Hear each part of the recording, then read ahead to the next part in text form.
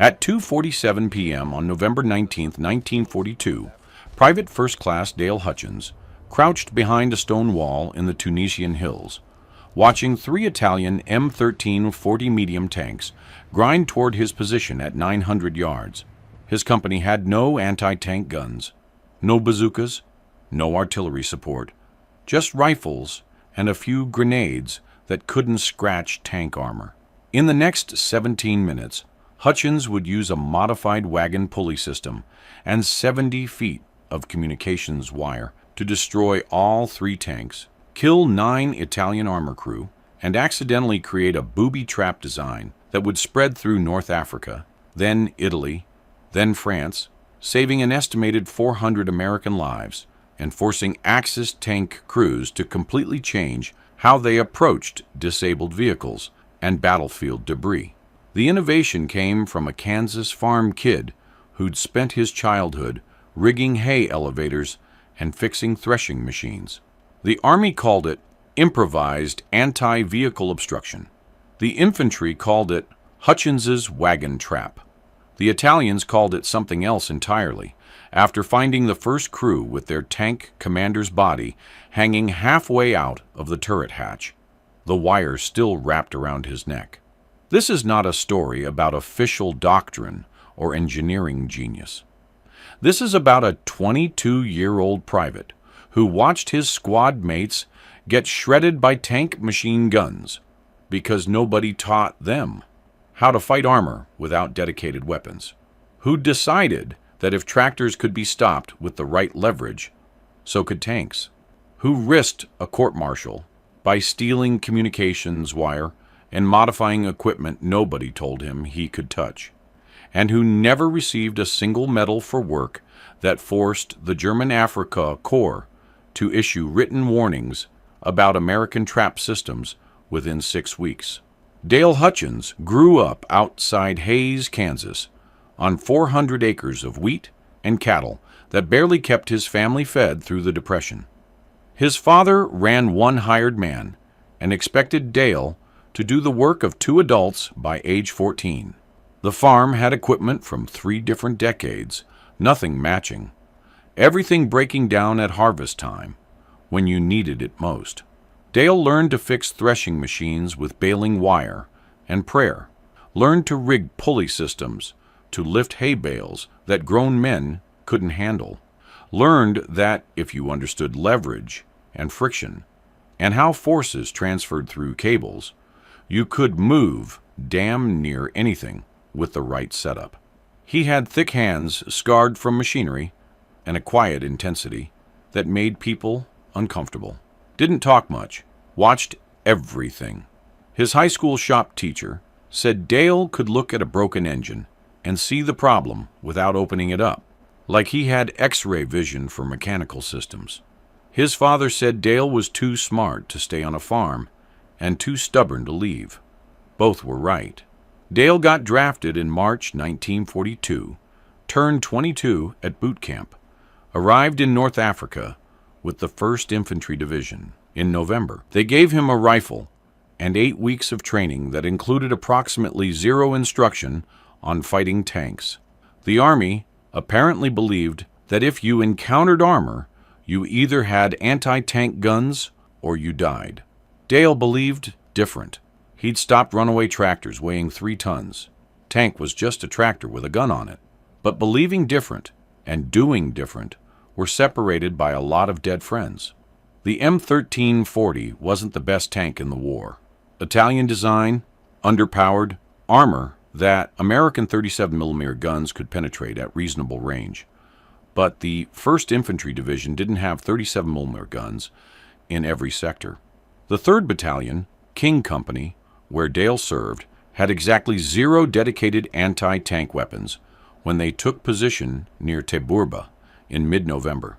Company Commander Captain Morris had requested bazookas 3 times. Division said they were on the way. Division said a lot of things. November 14, 1942, 4:15 p.m. Corporal James McKenna from Pittsburgh died when an M13 40 caught his squad crossing open ground near a farmhouse. The tank's 47mm gun hit the stone wall McKenna was running toward. Shrapnel took his legs off below the knee.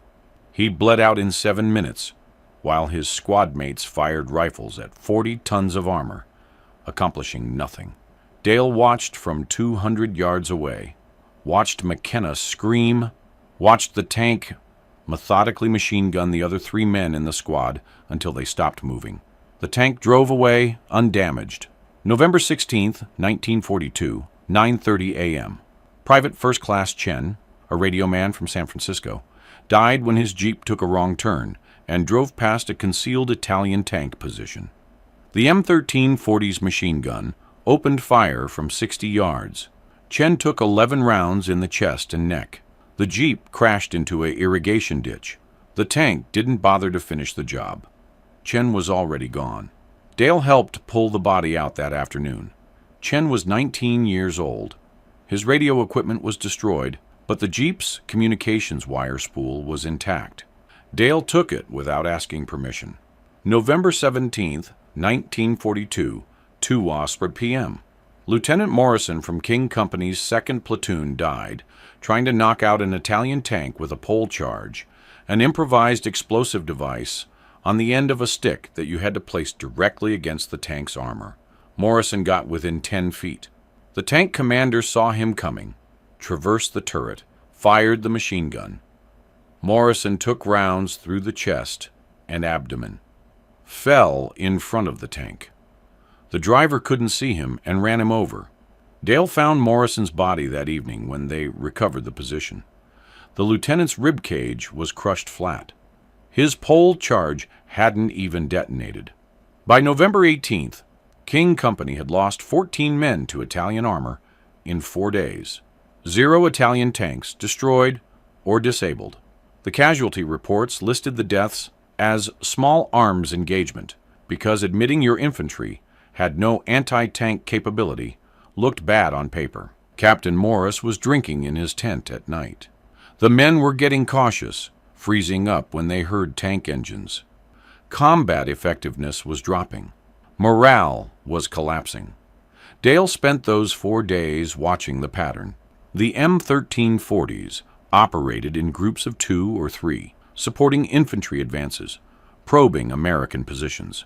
They'd fire their main guns and machine guns until the Americans retreated or died, then withdraw before any serious anti-tank response could be organized. They were careful, but not paranoid. They investigated disabled vehicles. They'd push through obstacles if the obstacles looked manageable. They trusted their armor to protect them from rifle fire and grenades. That trust was their vulnerability. That trust could be weaponized, but not through official channels, because official channels gave you forms to fill out and requests that sat on desks while men died. On the evening of November 18th, Dale sat with Sergeant Donovan behind a knocked-out American half-track, eating cold rations and watching 3 Italian tanks patrol the valley 2 miles south. Donovan had watched Morrison die. Donovan was 33, a Pennsylvania coal miner who'd joined up after Pearl Harbor. He asked Dale if there was any way to stop a tank without dedicated weapons. Dale said, maybe. Donovan asked what he meant by maybe. Dale explained about tractors, about how you could stop a 3-ton machine with leverage and friction if you placed the forces correctly, about how tanks had the same limitations as any vehicle. They needed their tracks to move, their hatches to see, their crew to operate them, about how crew members would investigate if something caught on their vehicle, about how a tank commander always opened his hatch to get better visibility when they thought they were safe. Donovan asked what Dale needed. Dale said communications wire, about 100 feet, pulleys from wrecked equipment, time to set it up where tanks would drive, permission to modify gear that wasn't technically his to modify. Donovan looked at Dale for 10 seconds, then said he didn't hear any of that. Said if Dale wanted to take a walk tonight and find some equipment, Donovan would be asleep and wouldn't see anything. Said if it worked, maybe fewer men would die.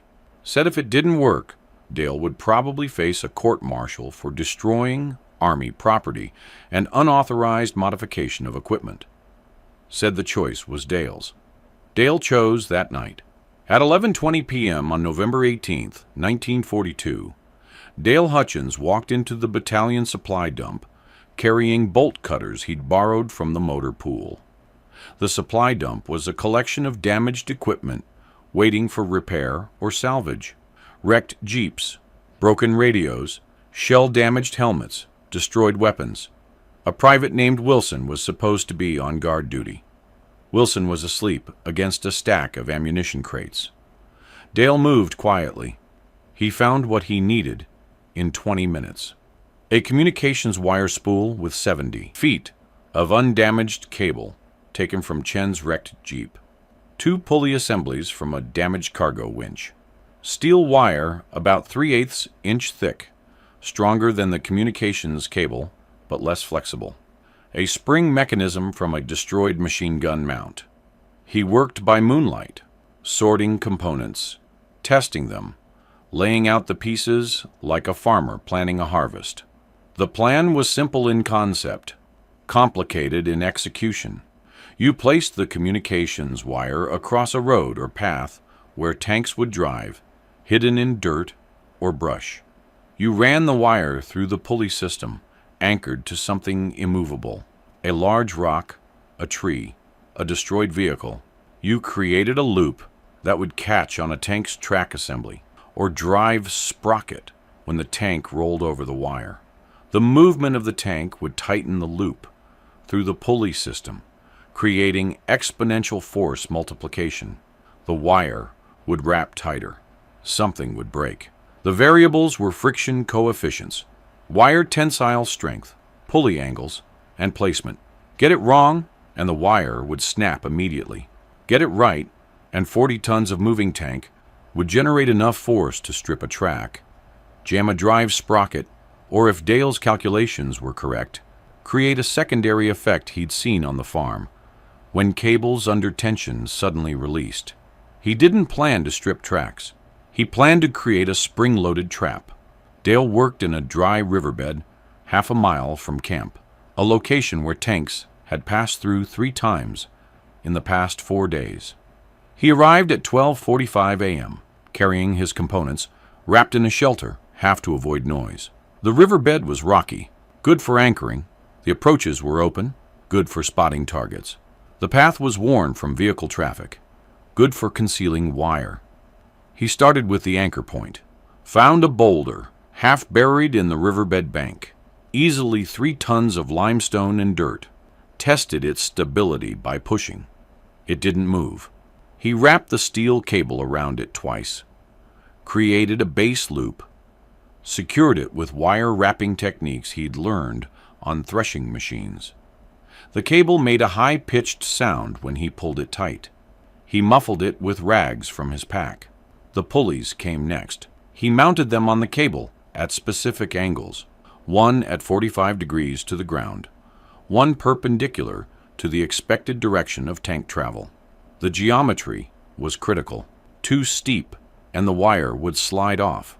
Too shallow, and the force multiplication wouldn't work. He checked the angles 3 times, using a folding ruler and his own judgment. On the farm, you didn't have engineers to verify your work. You just knew, or you didn't. The communications wire ran from the pulley system across the riverbed at ground level, buried under 2 inches of loose dirt and small rocks. Dale placed it at a slight angle to the tank's expected path, not perpendicular. Perpendicular would snap the wire immediately.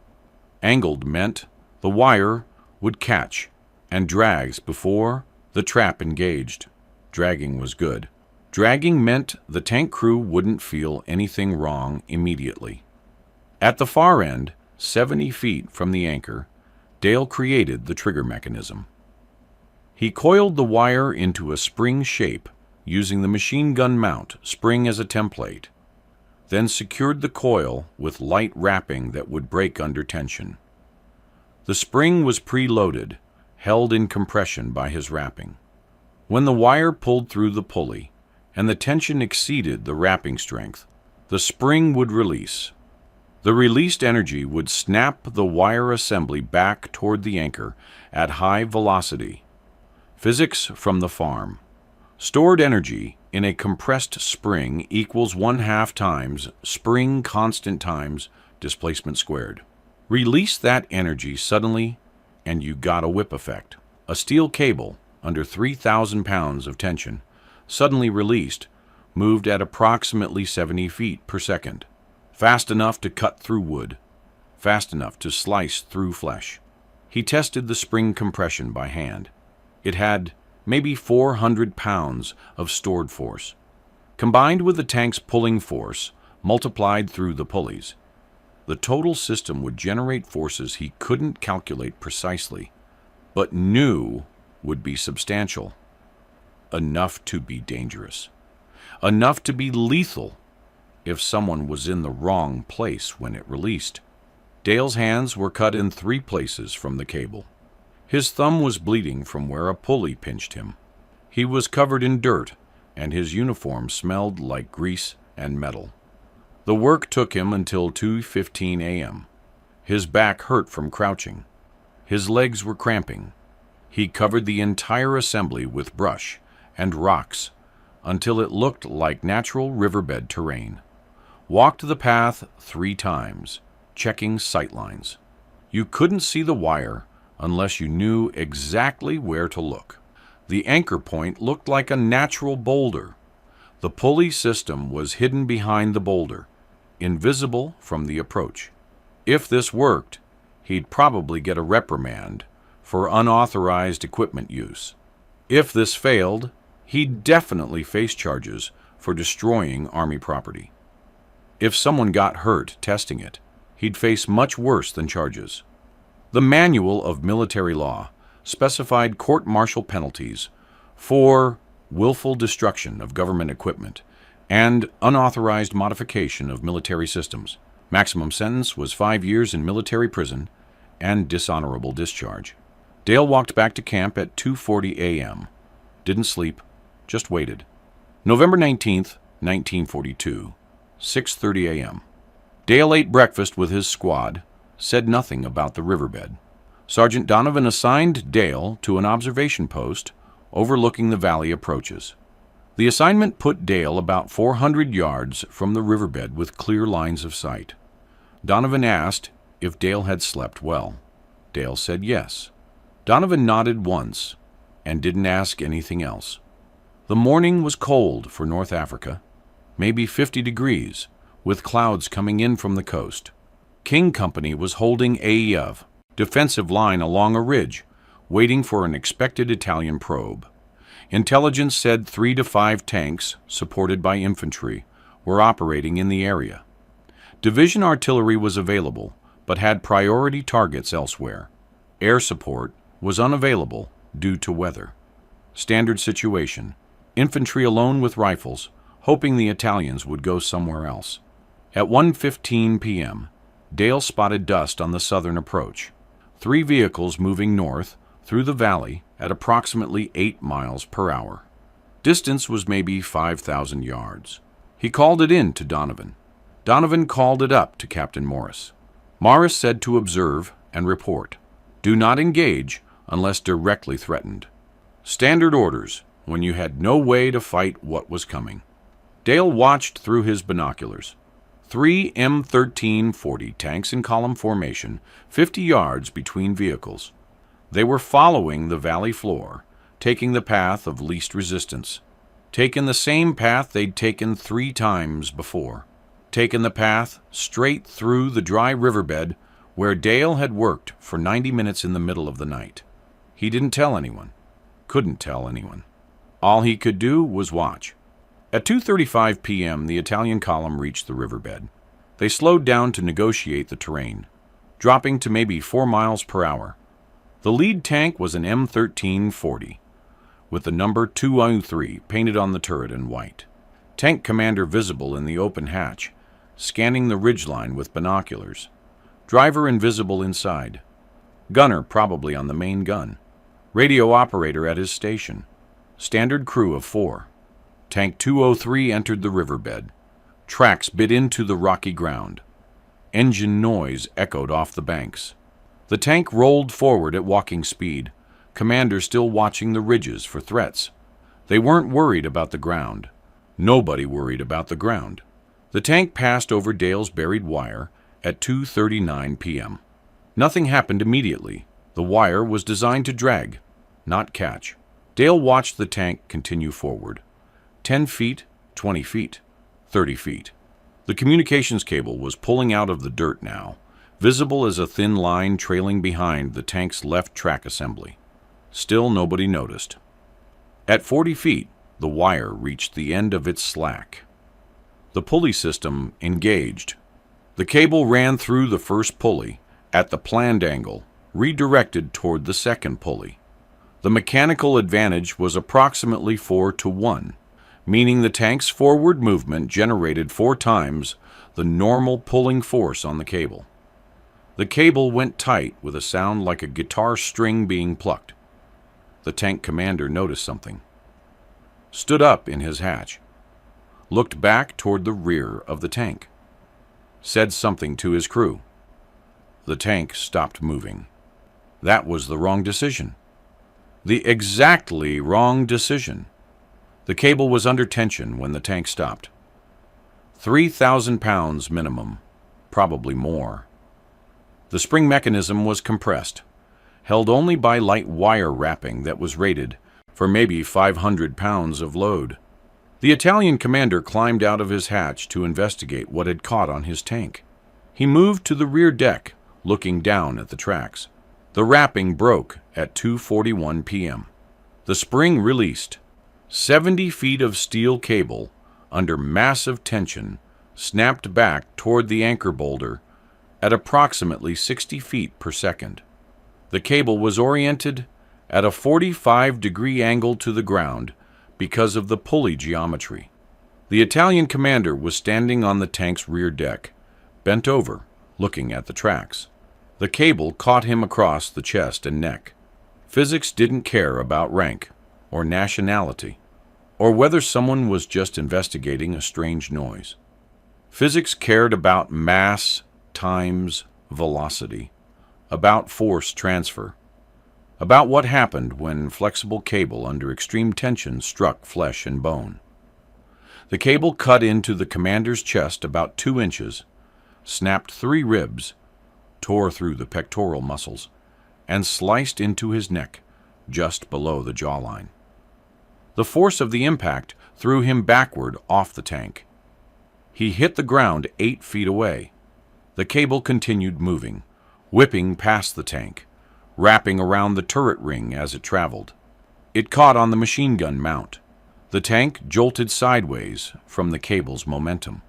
Something inside the tank broke with a metallic crack that carried 400 yards. The remaining crew members heard their commander fall. The driver opened his front hatch to look. The gunner started to emerge from the turret. The radio operator was probably calling for help. The cable was still whipping. It had wrapped around the turret and was now spring-loading in the opposite direction, like a rubber band twisted tight. The second pulley was providing resistance. The forces were equalizing. The cable snapped taut one more time, this time pulling horizontally across the turret hatch where the gunner was emerging. The gunner's name is unknown. He was halfway out of the hatch when the cable pulled tight across his shoulders and upper chest. The cable didn't cut him. The angle was wrong, and the energy was almost exhausted. Instead, it pulled him back down into the hatch opening. His shoulders were too wide. His body wedged in the hatch. The cable pressure was maybe 1,000 pounds. His spine compressed. Something broke inside him with a sound the driver heard from 20 feet away. The driver climbed out of his hatch and ran. Just ran. Didn't help his crew, didn't fight, didn't try to unjam the gunner. He ran north toward the other 2 tanks in the column, screaming something in Italian that Dale couldn't hear from 400 yards. The second and third tanks stopped immediately. Crews buttoned up. Turrets traversed, searching for the threat. They saw no Americans, no anti-tank guns, no bazookas. Just their lead tank stopped in a riverbed with 2 crew members down, and cable wrapped around the turret. Dale watched through binoculars. The Italian commander wasn't moving. Lying on his back 30 feet from the tank, dark stain spreading under his body. The gunner was wedged in the hatch, visible from the chest up, head tilted at an angle that suggested he was dead or unconscious. The radio operator was still inside the tank, still calling for help, still alive. The second Italian tank, number 207, moved forward cautiously, stopped 50 yards from the disabled lead tank.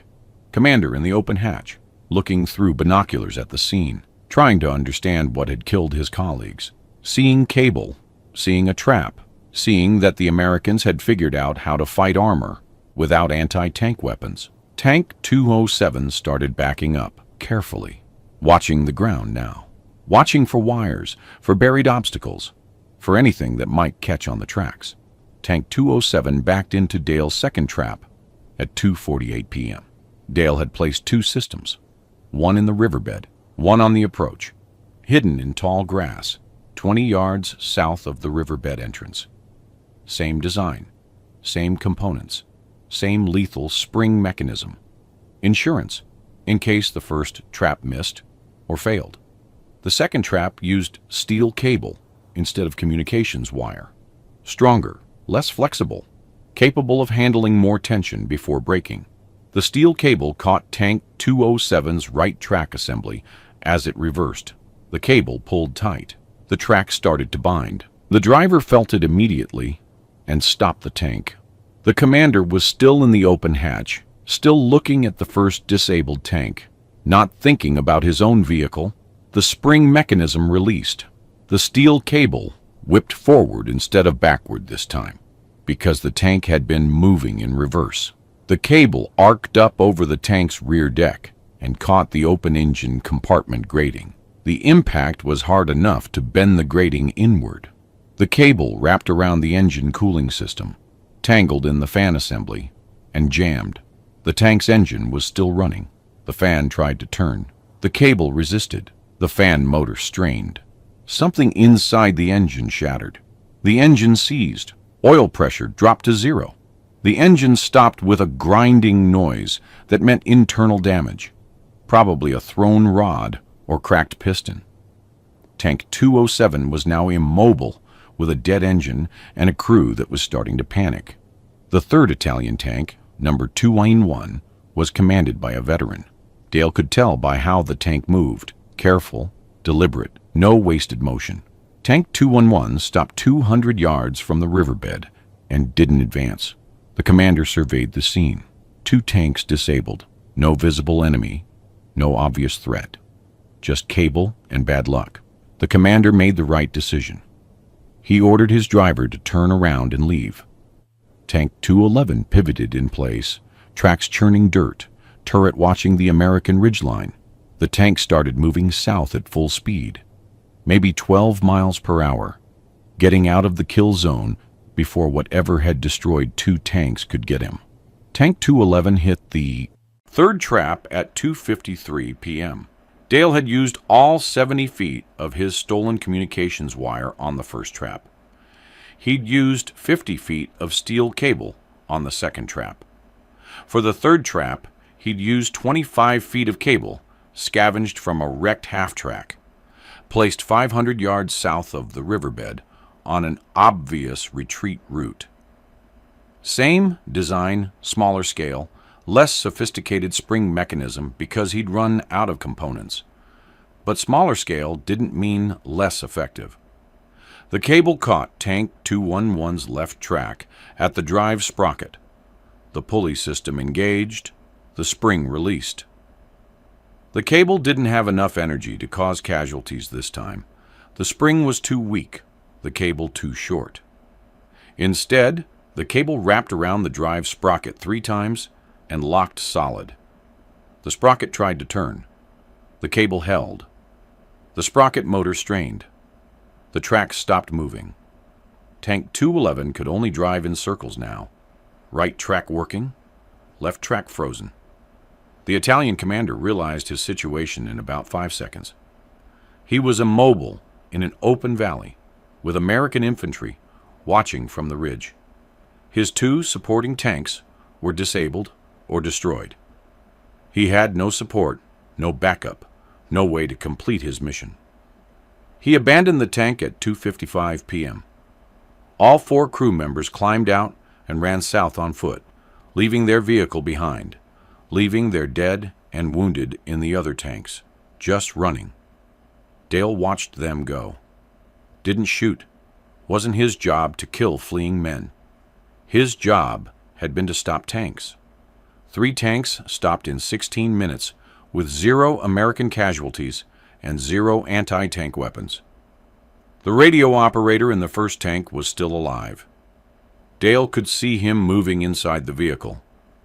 The man survived his crew and eventually became a prisoner when American infantry secured the area at 4:30 p.m. The other crew members, the commander with his chest and neck cut open, the gunner wedged in the hatch with a broken spine, were both dead. Total Italian casualties: 2 killed, 1 seriously wounded.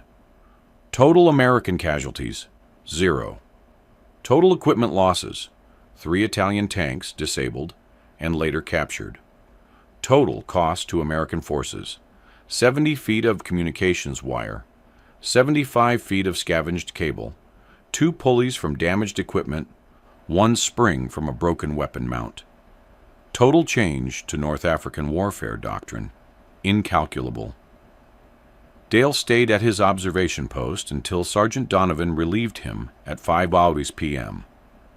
Donovan asked what happened in the valley. Dale said the Italians drove into something. Donovan asked what kind of something. Dale said mechanical failure. Looked like cable or wire. Donovan stared at Dale for 15 seconds, then told him to get back to camp and clean his equipment. At 6:30 p.m., Captain Morris organized a patrol to investigate the disabled Italian tanks. Dale was not included. The patrol found the trap systems within 20 minutes, found the pulleys, the cables, the anchor points, found the precisely angled installations that required mechanical knowledge and careful planning, found evidence of American equipment, communications wire with U.S. Army markings, cables from American vehicles, found dead Italians killed by American improvisation. Morris called Dale to his tent at 8:15 p.m. Dale expected a court-martial. Morris asked 3 questions. Who helped you? Dale said nobody. How did you learn to build this? Dale said farming. Do you think you can teach others? Dale said yes. Morris didn't mention regulations or unauthorized equipment use or destruction of Army property. Morris mentioned 14 American casualties in 4 days. Mentioned that Italian tanks were still operating in the area. Mentioned that division wouldn't send anti-tank weapons for another week minimum. Asked Dale if he could build more traps before then. Dale said he'd need more wire and pulleys. Morris said, "Take whatever you need from battalion supply." Dale asked about court-martial.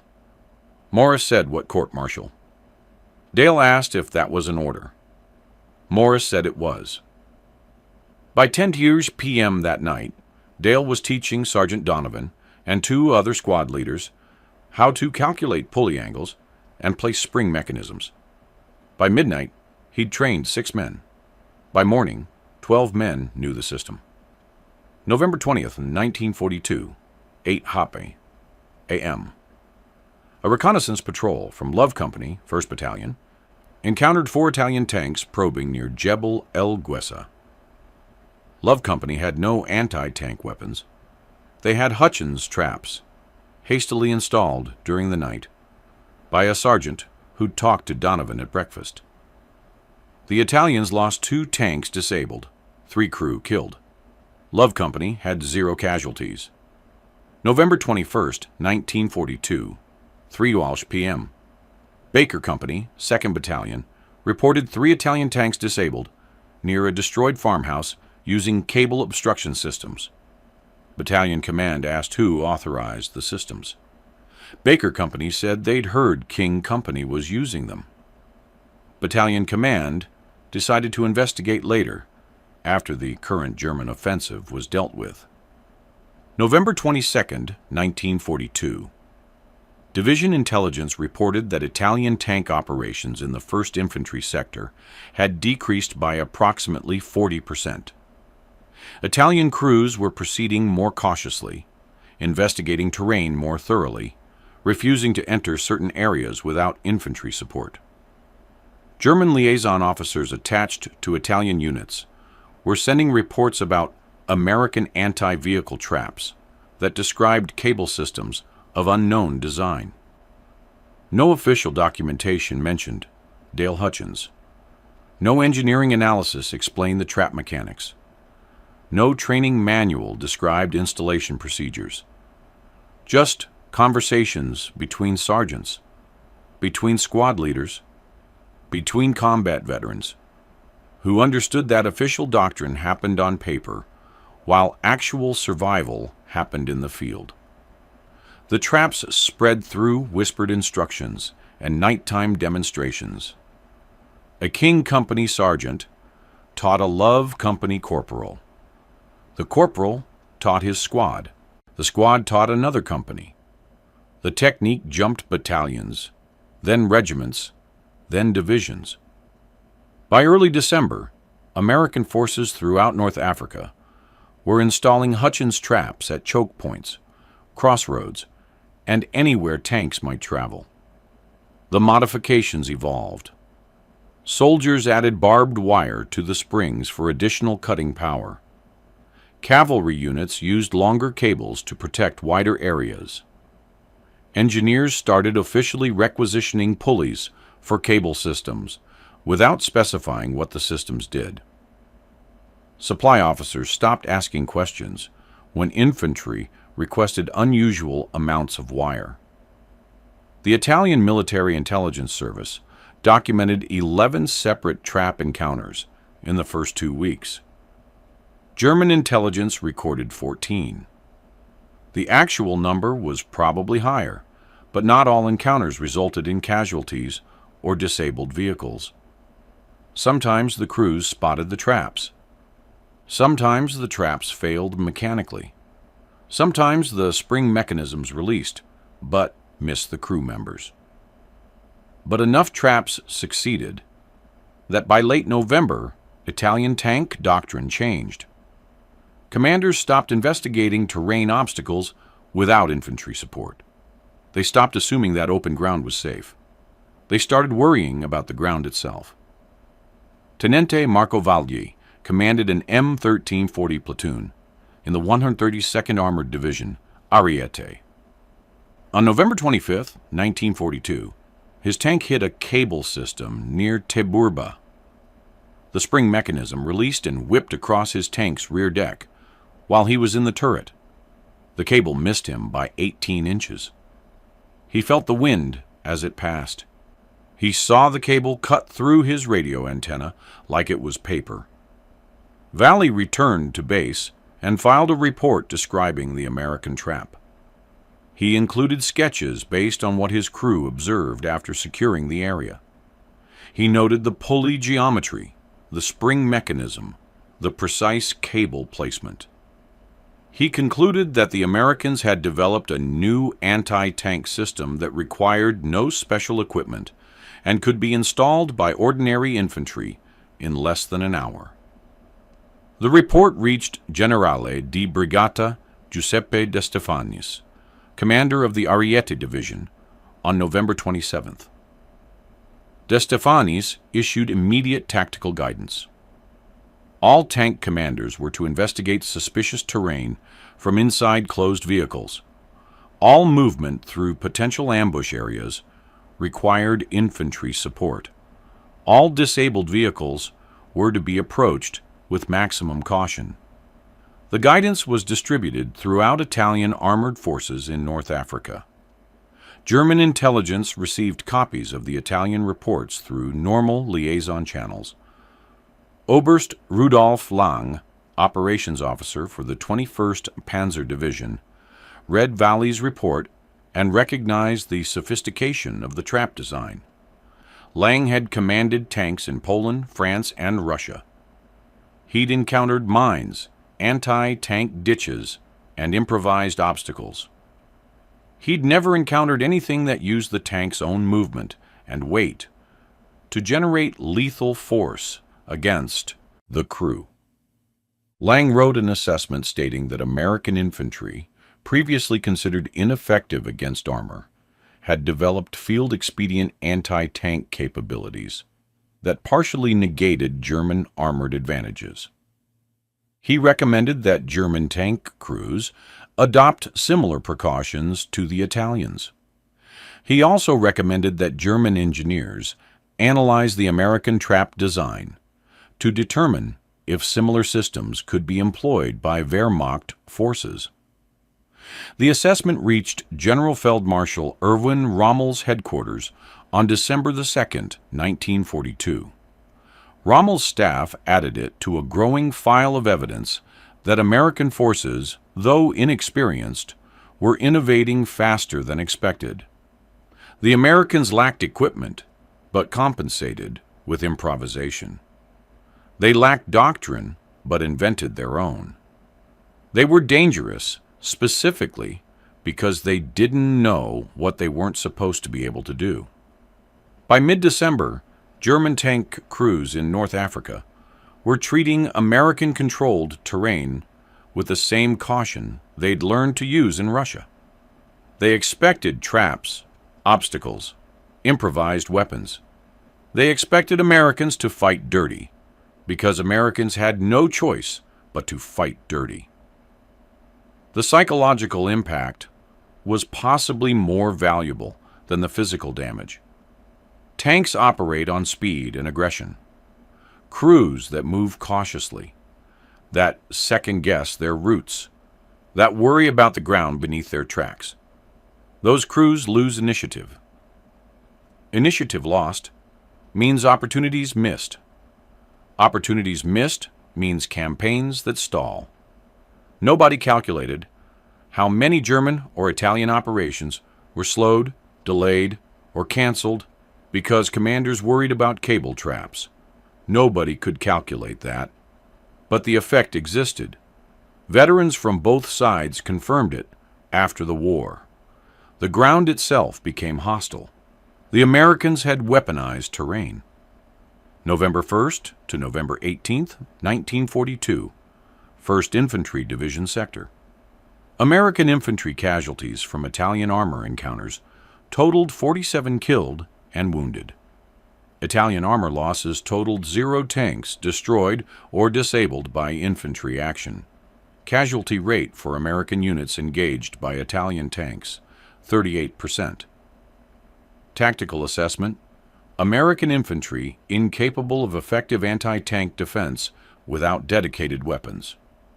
November 19th to December 15th, 1942, 1st Infantry Division Sector. American infantry casualties from Italian armor encounters totaled 19 killed and wounded. Italian armor losses totaled 23 tanks, disabled or destroyed by infantry action using cable trap systems.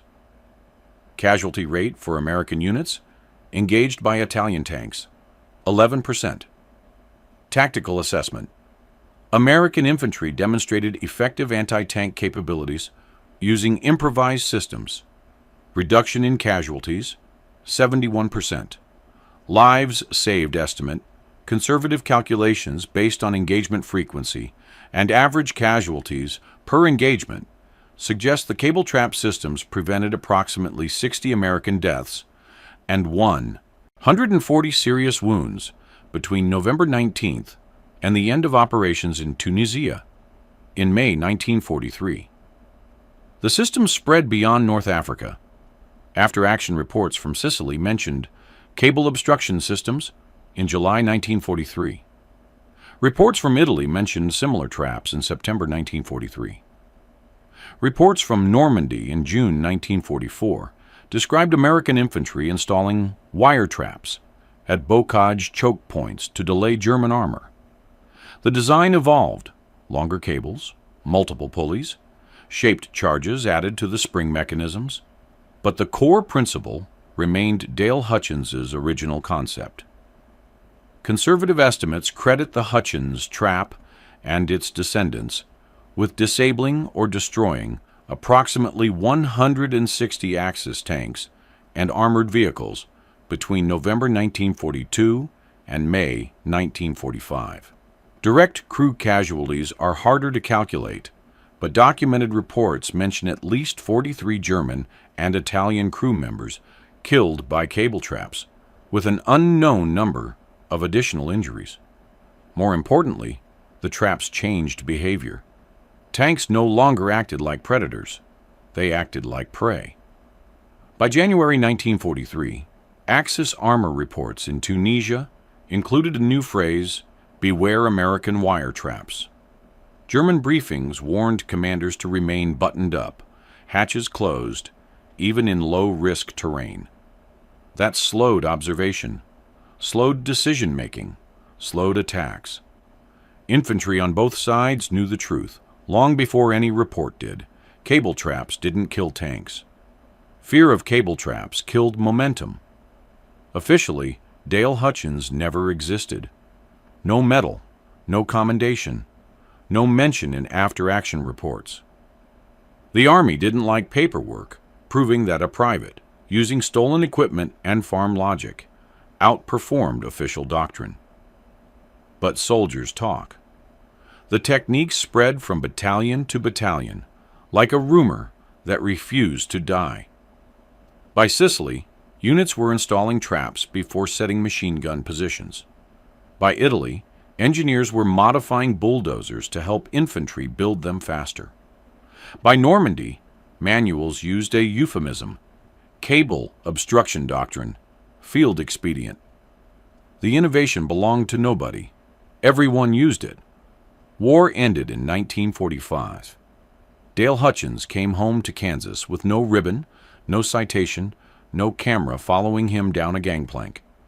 He stepped off a troop ship the same way he'd boarded, quietly, worked the same farm, fixed the same machines, married a girl from church, raised 3 sons, never once told them the tanks feared him.